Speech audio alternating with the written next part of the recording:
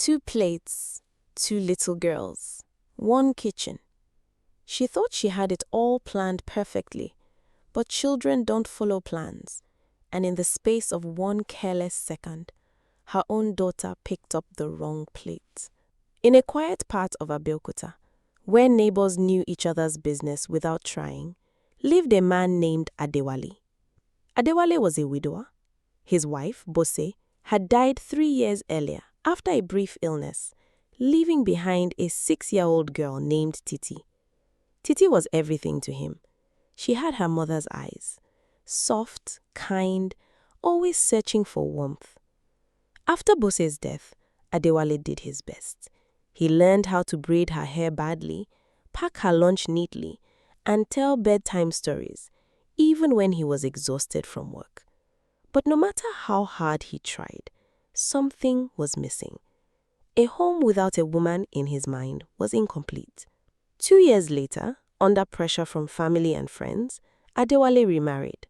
Her name was Ronke. Ronke was a trader at Kuto Market, sharp, hardworking, and outspoken.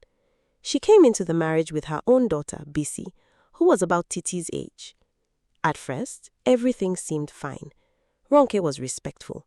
She cooked, cleaned, and tried to settle into the home. Titi, shy but hopeful, tried to connect. "Auntie Ronke, can you help me plait my hair?" Ronke forced a smile. "Later, okay?" Later never came. It didn't take long for the cracks to show. Ronke was not cruel in obvious ways. She didn't beat Titi, she didn't shout unnecessarily, but there was a coldness, a distance, a quiet rejection that a child could feel but not fully understand. Bisi, on the other hand, was treated like royalty. "Come and eat first," Ronke would call. "Titi, wait, let your sister finish."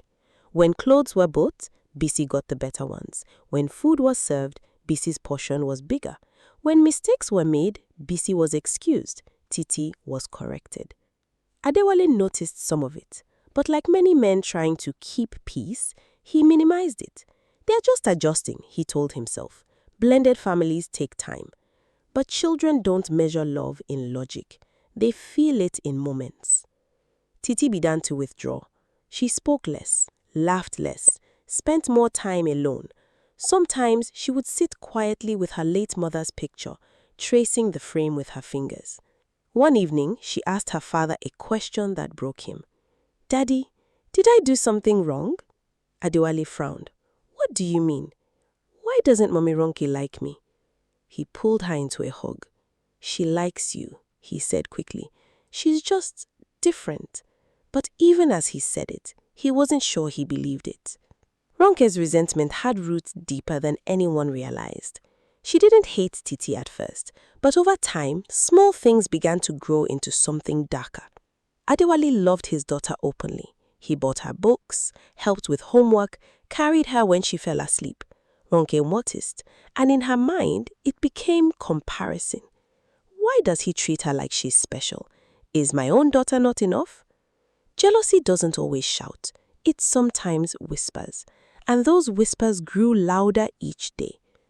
If that girl wasn't here, the thought came one night. Ronke shook her head, trying to dismiss it, but the thought returned again and again until one day it stayed. It was a Tuesday. Adewale had traveled for work and wouldn't be back until the weekend. The house was quiet, just Ronke, Bisi, and Titi. That morning, Ronke went to the market as usual, but something about her mood was different, heavy, dark, unsettled. She returned earlier than expected. Titi was in the living room doing her homework. Bisi was playing outside with neighbors' children. Ronke stood in the kitchen for a long time, staring at nothing, thinking everything. Then she opened a small container she had hidden at the back of a cupboard. It was something she had bought weeks ago, something she told herself she would never use, but that day she did. Her hands trembled as she prepared the food. Rice and stew, simple, familiar. She added the substance quietly, carefully, almost mechanically. Her heart was pounding, but her face was calm. This will solve everything, she told herself. No more comparison, no more tension, just peace. When the food was ready, she served it. 2 plates, one for Titi, one for Bisi. "Titi," she called, "come and eat." Titi walked in slowly. "Thank you, Mommy," she said softly. Ronke pointed to a plate. "This one is yours." At that exact moment, Bisi ran in from outside. "Mommy, I'm hungry." Ronke turned. "Wait, let Titi finish." But Bisi had already grabbed a spoon, and without thinking, she picked the plate closest to her. The wrong plate. Ronke's heart stopped. "Bisi, no!" But it was too late. Bisi was already eating. Time slowed. Ronke stood frozen, watching, realizing her plan had just turned on her. "Drop it!" she suddenly shouted. Bisi looked up, confused. "Why?" Ronke rushed forward, knocking the plate from her hands. Rice scattered across the floor. But it was already too late. Within minutes, Bisi began to feel unwell. Her stomach twisted, her body weakened. "Bisi, Mommy," she whispered. Panic exploded. Ronke grabbed her. "Scream for help," she shouted at Titi. "Go and call the neighbors." Titi ran, barefoot, terrified. Within minutes, people gathered. "What happened?" "She just started feeling sick." They rushed Bisi to the hospital. Ronke sat in the back seat, holding her daughter, tears streaming uncontrollably. "Please don't die," she whispered. "Please, not you." At the hospital, doctors moved quickly. Questions were asked, symptoms noted, treatment started. Hours felt like years. Finally, a doctor came out. "What did she eat?" he asked. Ronke froze. "Madam, we need to know." Her lips trembled. I don't know," but deep down she knew. The truth sat heavy in her chest, unavoidable, unforgiving. Bisi survived, but it was close, too close. The doctors suspected poisoning. Investigations began. Questions deepened.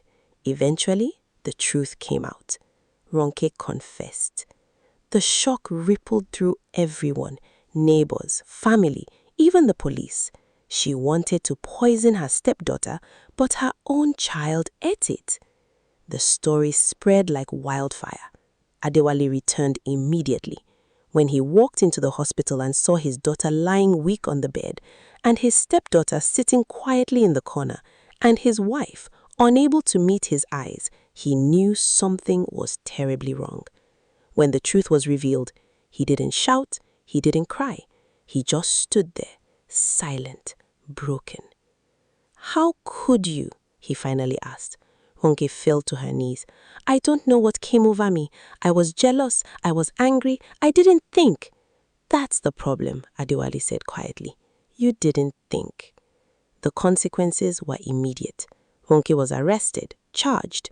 Bisi recovered physically, but emotionally, the scars remained. Titi was confused, hurt, changed, and Adewale lost everything he tried to rebuild. Months later, the house was quiet again, but this time, not with hope, with lessons, heavy ones. Jealousy is not love. It is destruction in disguise, and when left unchecked, it doesn't just hurt others, it comes back harder. Ronke didn't just lose her marriage, she almost lost her child, and that is a pain no apology can undo. Lesson: jealousy, when nurtured, can lead to irreversible decisions. In trying to harm another, we sometimes destroy what we love the most. Guard your heart, because not every emotion deserves to be acted upon.